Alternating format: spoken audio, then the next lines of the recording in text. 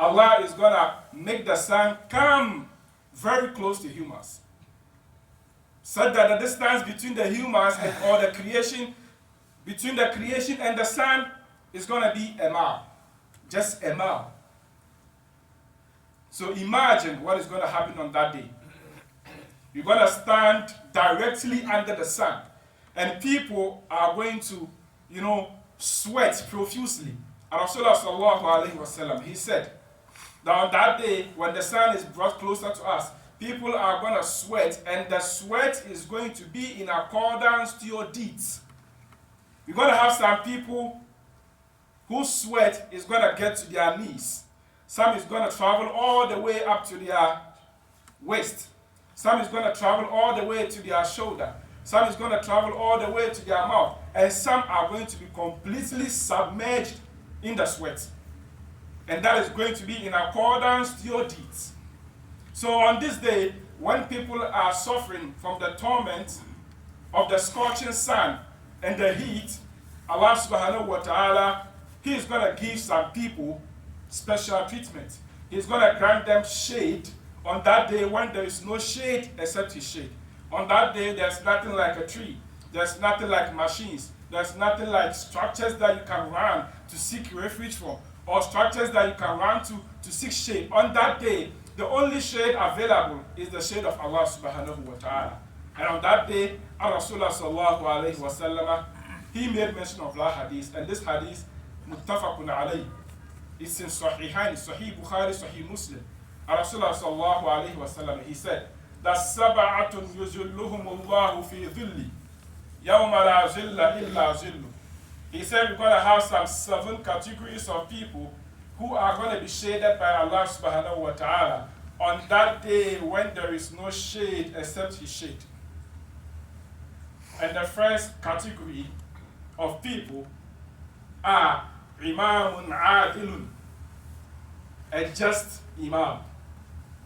In this context, this is not only limited to an imam who is just. It also goes to any kind of person who occupies any form of occupation, or who has occupied any form of leadership role.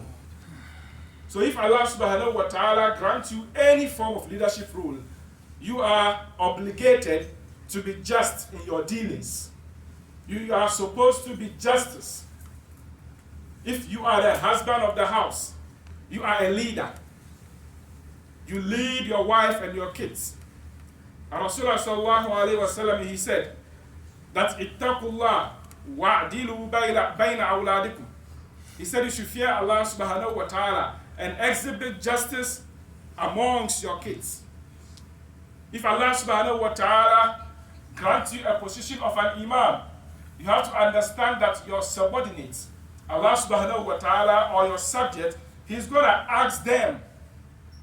He's going to ask you about how you lived or how you treated your subjects.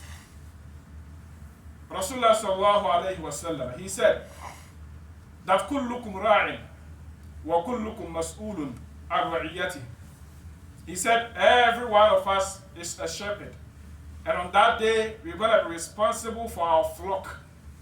Meaning, if Allah subhanahu wa ta'ala grants you any form of leadership, it means that you are the shepherd over your subject. And in this context, the subject is the flock. And Allah is going to ask you about your flock or about your subject. So don't think that if Allah grants you a leadership role in any way, you are better than anybody. No. Allah subhanahu wa ta'ala has granted you a huge responsibility. Because on that day, Allah is going to ask you about every single member of your subject or your subordinate. So you are supposed to be justice, you are supposed to exhibit equity or justice amongst your subject. Also, we know that in Islam, women are not allowed to be leaders. But in this context, a woman in her husband's house, al-mar'atu ra'iyatun fi bayti zawjiha wa mas'ulatun an ra'iyatiha. A woman in her husband's house, in the absence of your husband, you become the leader of the kids. You are obligated to look after what your husband left. So the first category, anybody who occupies any form of position, Allah has ordered you to be justice.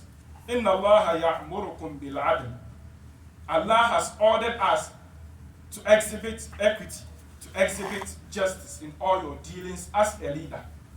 May Allah subhanahu wa ta'ala grant us understanding. The second category is شاب نشأ في عبادة الله.